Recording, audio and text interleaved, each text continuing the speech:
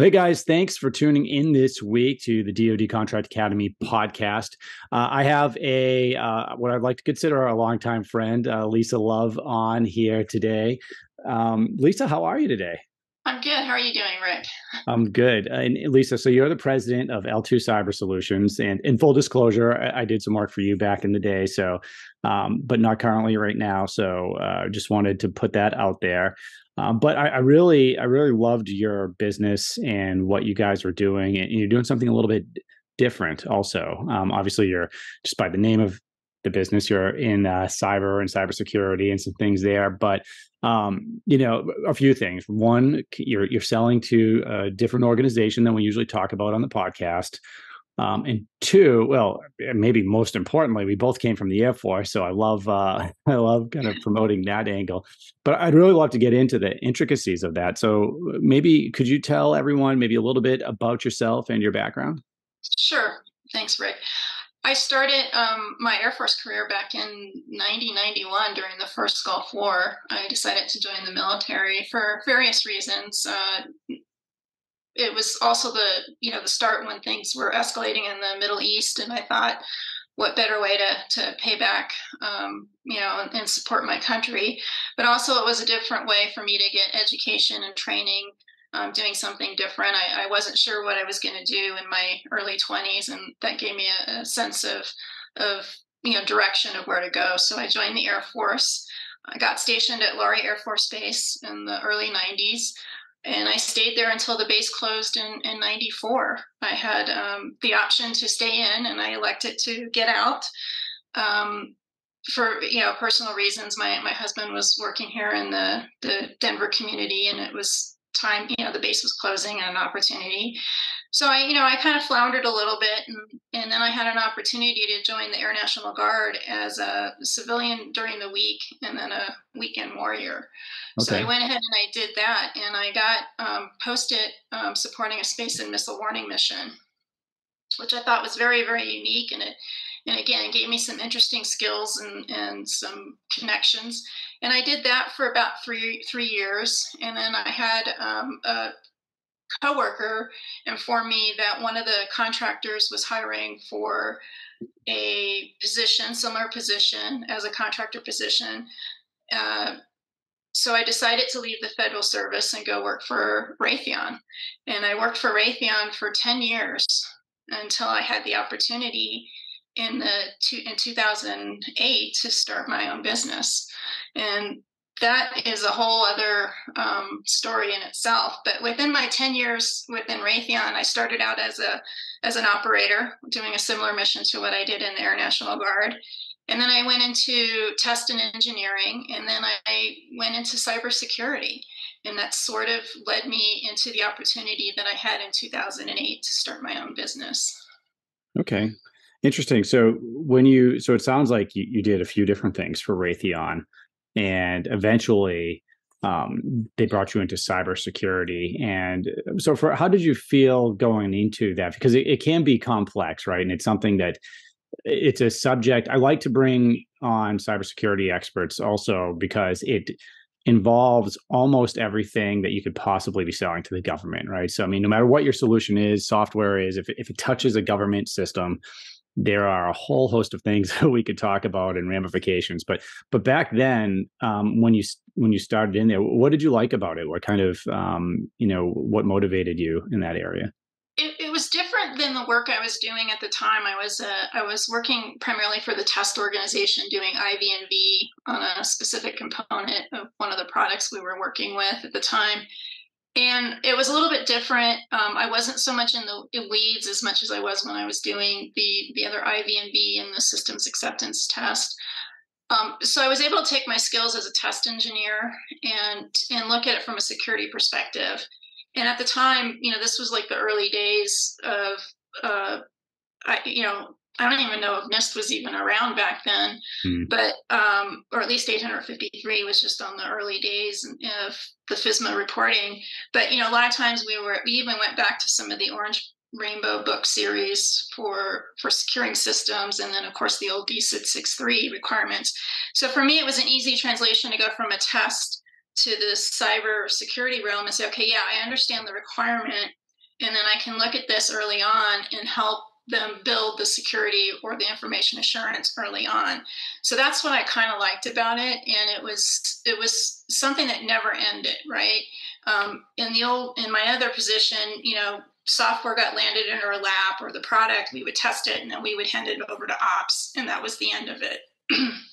And test, it's a continuing life cycle. It's something that you're always trying to keep up on. It's always changing. There's always new threats, something that we have to solve for. And I like being a problem solver. Right. Awesome. So you transitioned from the Air Force to Raytheon, and then you mentioned you kind of we didn't get too much into why you started your own business. So, but eventually you felt the calling of an entrepreneur and decided to leave Raytheon and start your own cybersecurity business. I'm assuming it was when you started as well. But what kind of led to that? What need did you see that you wanted to fill? It was actually the customer I was supporting at the time, Mhm. and my contract was ending with Raytheon. They wanted us to do some follow-on work. I took it back to management. Unfortunately, it wasn't a high enough dollar amount. It was low, six figure, like under 200K, I think was the dollar amount. So to a large organization like Raytheon, they have to look at the cost of managing that contract and what they get Right. out of it. So I had to go back to my customer and say, sorry, this is my last week, but if you have a question, I'm always around. I can always, help a little bit. Yeah. And he kind of threw over the fence, like, hey, why don't you come work for me? And I was sort of shocked. I was like, wow, what do you mean? And he says, yeah, you can come work for me either as a federal employee or as an independent contractor. I had no idea being an independent contractor was even an option. Right. Especially after I was approaching my 10 years with Raytheon. It was a great company, still is a great company to work for. And I thought about it. I said, I kind of went home, I spoke to my husband, and then I went back to my customer and I said, so how does it work for the contractor perspective? And we just sort of worked out the details. And in June or spring of 2008 is when I formed my own company. I left Raytheon, which is bittersweet, Yeah. and I started working for that customer. And I'm still with that agency today that I started out with in 2008, which is NOAA. Awesome, and that's really where one of the intriguing things too is that you are working with NOAA, and there's so many different federal agencies. Like sometimes it boggles my mind because I'll have a lot of clients come through for different things, different fires they want to pull out, and sometimes it's like this agency that I've never heard of before. Just the National Museum, blah blah blah. You never even knew they existed, but there are so many agencies out there. And NOAA is one of them that has, of course, people know about NOAA, right? But, I got to learn a lot more about them working with you.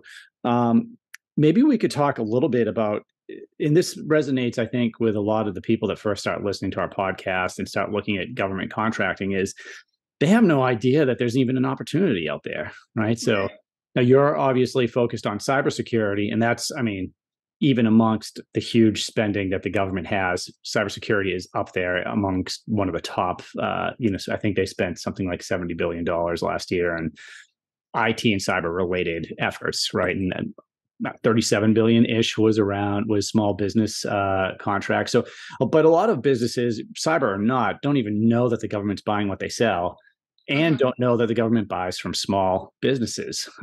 So you were learning about this, it sounds like, because you're providing value, and this I can resonate with. A contract changes and you're used to working with someone and they're good and you don't want them to leave. It happened all the time with us in the Air Force. And so that kind of is how you started. And we had, I think it was Dr. Kizzy Parks on, who started in a similar way, not in cyber, but she was a contractor. She became a contractor because of her relationship working with a government agency. So how did that go because were you a army of one at that point, switching over as a contractor for NOAA? Yeah, I was definitely Army of One for about a year.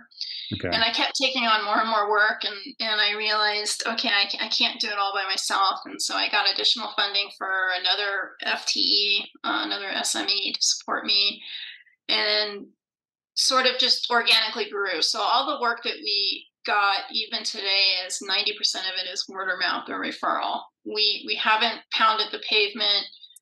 We do have a GSA contract. We'll respond to some RFIs, but we really just try to look at, you know, the value of going after that work. And first of all, do we have the time to go after it? But at that time, yeah, I was doing pretty much everything, not only the client work, but the back office work. So after a year, I decided, well, I'm going to hire another engineer. I got funding from that for the customer, added them onto my subcontracts. And then I also hired a full-time office admin assistant to help me with all the other back office administrator work. One thing I did learn that I brought with me when I worked at Raytheon, because again, I felt they were a good company and they had great benefits. What I did when I set up my firm, even though I was just a entity of one at the time, I set it up as though I had all the benefits that I had at Raytheon, and then we set it up that as we grew, we can add people to those benefits.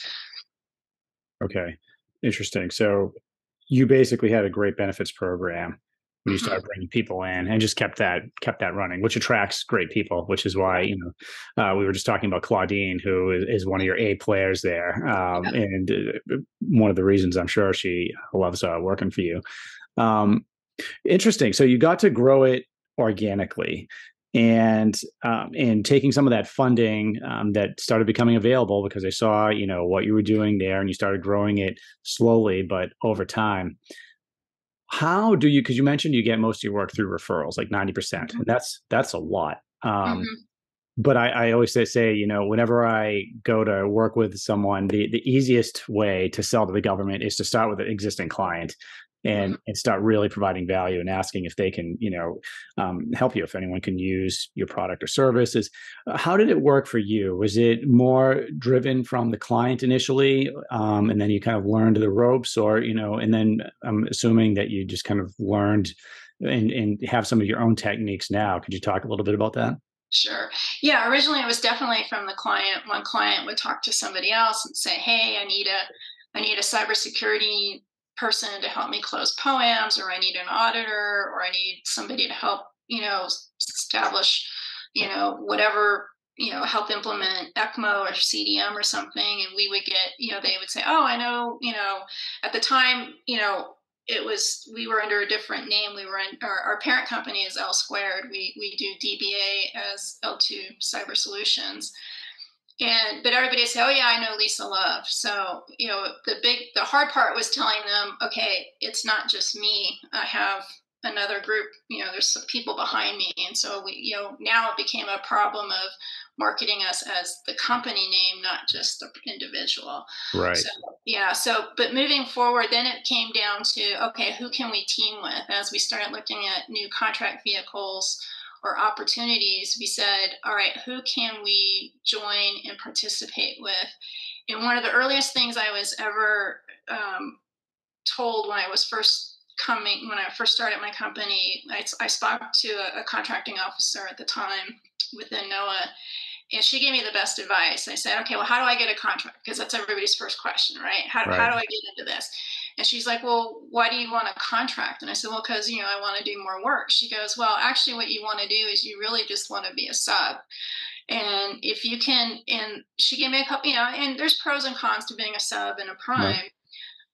But on the sub side at that point, again, we're still small. We don't have a lot of overhead, and being the sub helps us manage that overhead cost, but yet still grow in a method that there's less risk. Sure. And so as we started growing and getting a reputation within NOAA, companies started coming to us and saying, "Oh yeah, I've heard about you. Let's team. This recompete's coming up. We can use somebody with your quals." And then so we would just start joining teams that way. And it's a little bit of both, where now we market. Now we go to certain companies that we know, and we'll come up with an opportunity and we'll either take it to them. But still 90% of the time people are coming to us saying, "Hey, we want to team with you. We've heard about you. We want to learn more about you." Right. Okay. No, that's really interesting. What do you think because you mentioned the pros and cons of being a sub and a prime. So some of the pros that I believe you just stated about being a sub is, first you don't have to manage the contract with the government, right? And you can grow organically. What are some of the other pros of being a sub? Um, I think it gives, again, it's just that pressure of not having to manage that contract. I mean, and then and for me, because I'm risk averse as far as how much debt I'm going to take on to grow, because it does Sure. take money and funds to do that. I don't have to, I can control the growth by managing the teaming agreements, by saying, if I get an opportunity, I can say, well, we're only capable, or I'm only comfortable taking on a certain percentage of work or a certain number of FTEs, so that I don't have to take out huge loans or go into debt to manage that work. And then it allows me, and then I'm comfortable knowing that my employees I will always make payroll, I can always make benefits and all these things, but yet still grow. The cons are that you are at the behest of not only the customer, but now your prime, right? Yeah. At any point they can say, well, it's not in our business interest to renew your option period. So there is that risk, and then the recompetes as things happen. You're not always going to get on the same team, Sure. and so you have to always look and forecast several years in advance to how you're going to manage that work, and what are the strategies, and get to know what the acquisition strategy is for both your prime and the customer, so that you can manage your options. Yeah, working with a prime, you're right, is, you got to pick a good prime to work with, because some of them won't give you all the information that's available, right? Or, because, first and foremost, they're interested in their own profit margins and, what they're doing. How do you go about picking a good prime? There are some things that you're looking for when you're trying to pick someone to partner with? Yeah, usually it's alignment of company values and mission. What is it that they want to obtain? What's important to them as an organization? What's their reputation within the community? Not only within the agency that they're working in, but just more widely. Hmm. How do they treat their employees? Those type of things. The Yeah. other thing is looking at how transparent they are Hmm. in their deals, and how upfront they are when you're first negotiating an opportunity. Are they right away willing to commit to teaming agreements and work share? If they're humming and hawing, I might be a little less hesitant to work with them. Hmm. If they and then I have to look at synergies where I have to make sure we're not in direct competition with them, because everybody does cybersecurity, or everybody does project management, or a couple things that overlap with us. The key is making sure that we're not seen as competition, that we won't outshine them, but that we can help each other, and that we truly are teams, and it's somebody that has that true team mentality. Interesting. Do you take into account how big a company is? Does that matter at all for you, or is it? Yes, definitely. And it's based on the opportunity too, right? Mhm. Obviously, if we're going after a $200 million opportunity, a small business may not be the right fit. Maybe Yeah. it's a larger opportunity because they have more reach back, more bench, more support to go after the work, those type of Mhm. things, and Okay. and cash flow, right, to pay their subs. That's the other Right. thing. Yeah. Well, no, that's a good point. Do you have any, and you could say no, or I don't want to talk about this, but do you have any examples of maybe a situation with a prime? You didn't have to name names, but like that hurt your company, or that or at least something that you want to avoid in the future, and that like our audience can maybe think about. Lessons learned, sure. So, couple early scare earlier on. I mean, I was maybe just 5 years into my business, and all of my work was really under one contract, one prime. Hmm. And so that should be the first lesson. Don't put all your eggs in one basket. Yeah. Diversify, have more than one prime. The other thing is, even though you might have had a long-term relationship with that organization, in this case it was a 5-year relationship, things had been going good, and they approached me and they said, oh yeah, we want you on the team for recompete. And I said, yeah, I had no other I just said, yeah, I have no option, or no not option, but I have no inclination to go with another team. I'm happy partnering with you guys. They were a strong company. Loved working with all of them, and didn't get anything in writing. It was all verbal because I had trust at that point. Right. But the bottom line is get everything in writing. The old adage, to quote Reagan, trust but verify. Yeah. No, that's for sure. Yeah. So, And no, that's through everything, and you'll find over time that and I'm sort of in a situation even now where I have a 15-year relationship with one of my primes, and it's been good. We've helped each other grow, but there's some tensions right now, and that's also normal. You have to realize these are relationships, just like your personal relationships. And there's going to be rough spots, and you just have to learn how to weather those. yeah. Patience is key, which is really, really hard, especially when you have certain expectations and you're waiting for that partner to basically share their candy. I like my analogy I gave my husband the other day is you're going trick or treating with a bunch of friends, and you combine all your candy in one bag. And the prime's holding the bag of the candy, and you go home and you dump all that candy out. And, as you start picking through what you want, all of a sudden the prime says, no, that's mine. And, he doesn't want to share anymore. And so it's kind of like, well, it's like, well, oh, okay, now I feel sort of cut out. But again, get everything in writing, have those, don't be afraid to have those open and frank discussions. Okay. So we've talked a lot about subcontracting, and some businesses make their entire living on subcontracting and using resellers, and there's a lot of different ways depending on what your service or software offering is.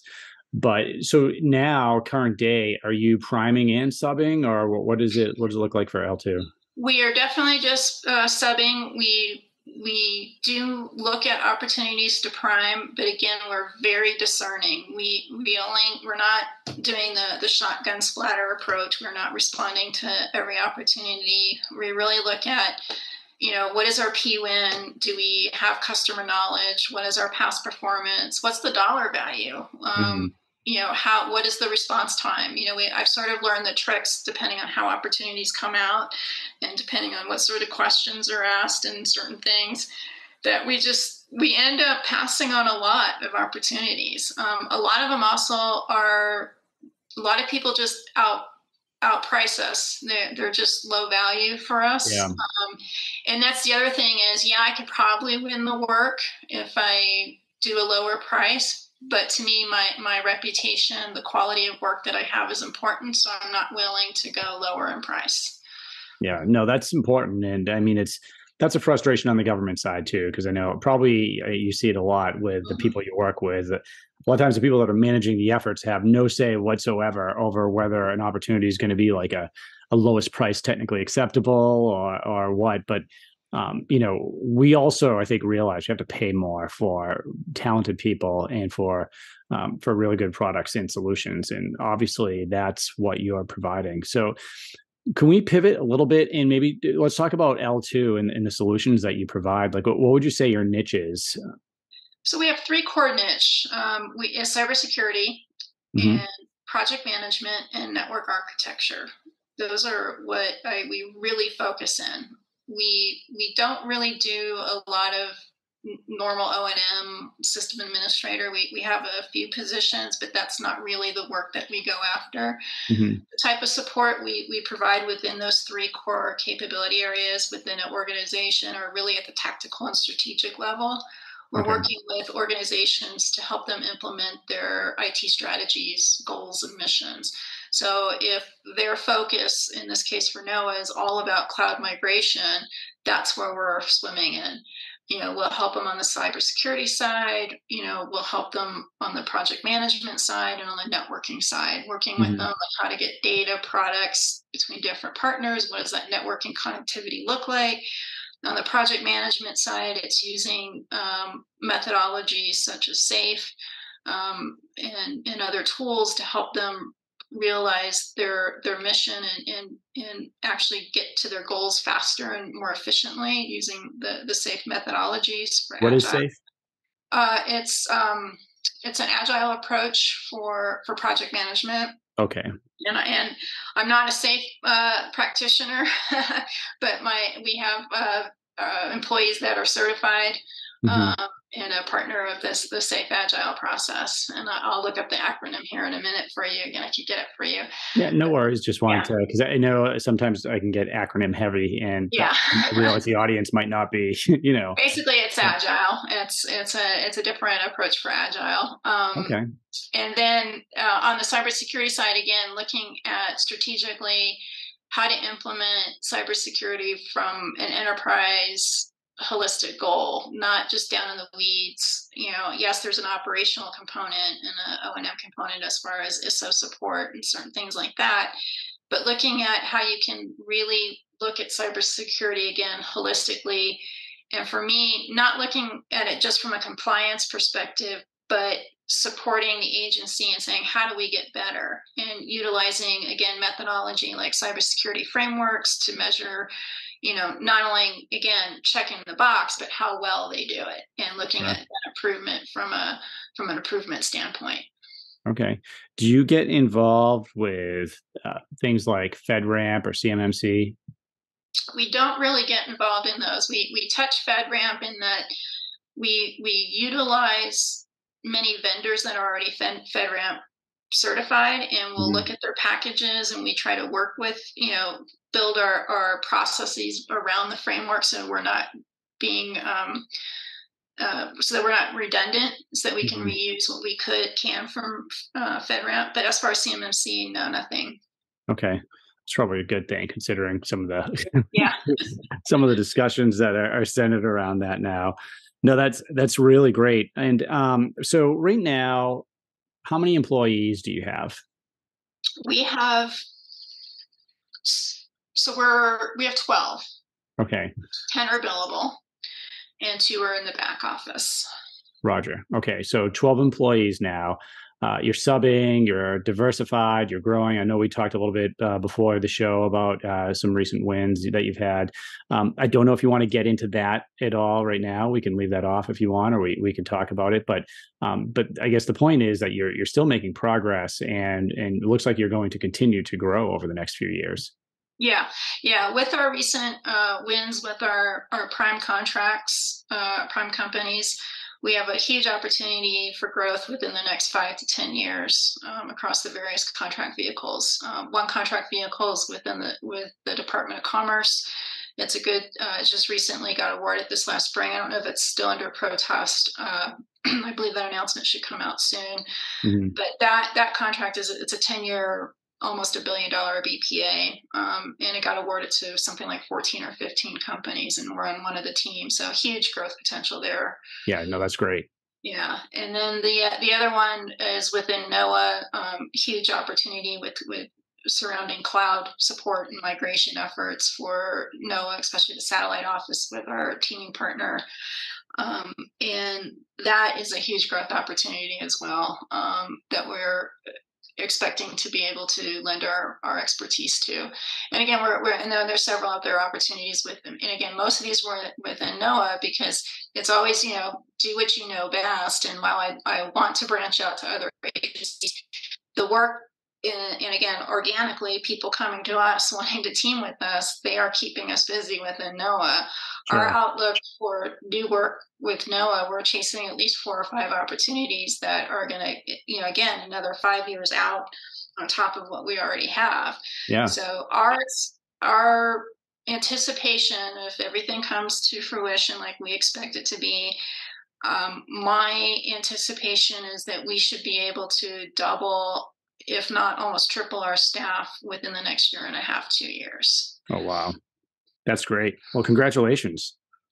Sounds like things Yeah. are really moving forward for you. So I think it would help, maybe some of the people that are new to federal sales and the process, when you talk about, winning some of these, some of these vehicles and opportunities, and you're doing it through primes, what does that process look like? Do a lot of people buy something like a bid match tool and set something up to find out about opportunities. What does your research mechanism look like? And how would somebody go about doing something like that, or trying to recreate some of the success that you've had?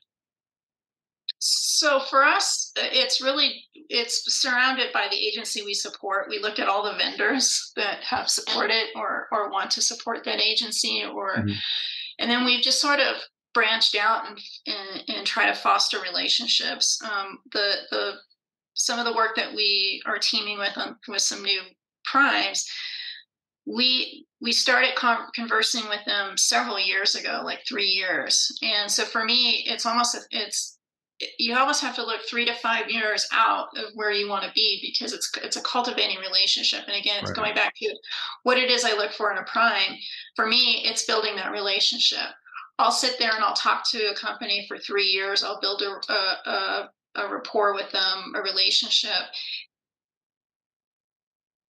until we find that perfect match. And in many cases it's taken 3 years.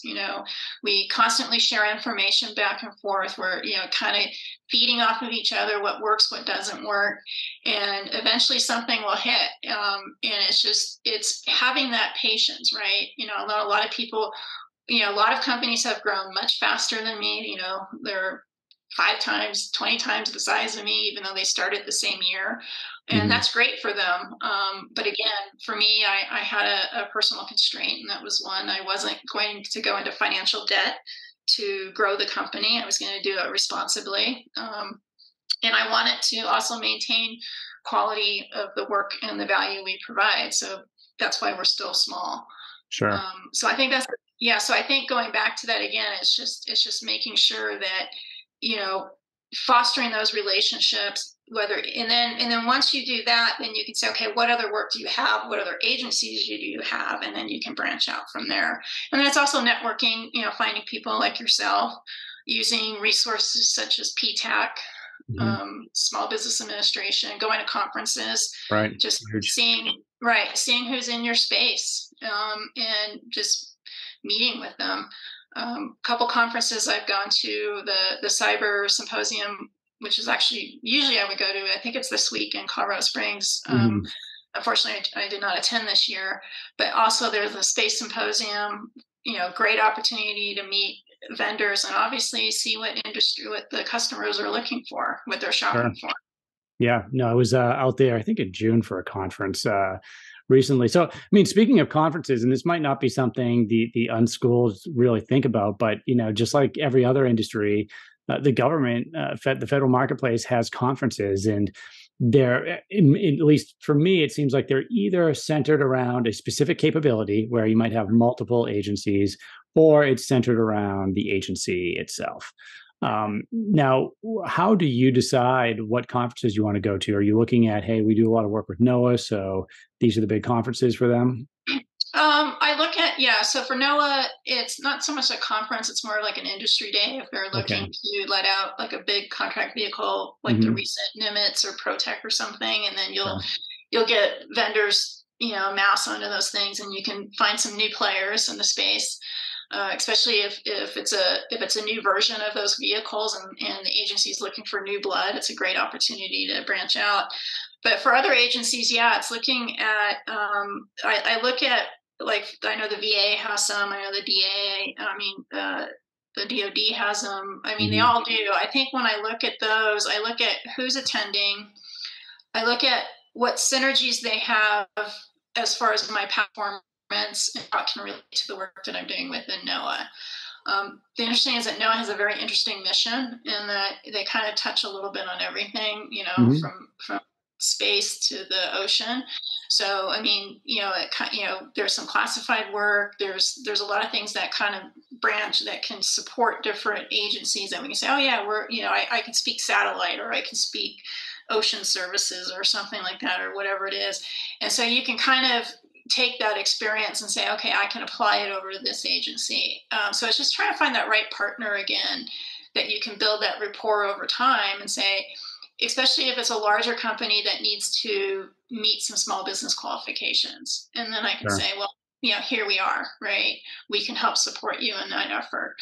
Yeah. No, there's a lot that goes into it for sure, and I think that people are probably starting to realize why you decide to grow slowly, right? Because when you start talking about taking on more people and now attending conferences, and you have to do business development and you have to do X, Y, and Z. That gets really big really fast, and it can become unwieldy if you don't have processes in place to manage all of that and to move forward. But clearly you do, and I'm really glad to see the progress you're making. I was wondering if you had some advice for somebody new that's and I ask every business owner that's been on a question that's kind of like this, but if they're just getting started, what would be some advice that you would give to them, to the small business owner? Don't try to do everything yourself. I think is number one. Mm-hmm. I think trying to do all the bookkeeping, the taxes, the legal, contracting. Um, don't try to do it yourself. You'll make mistakes.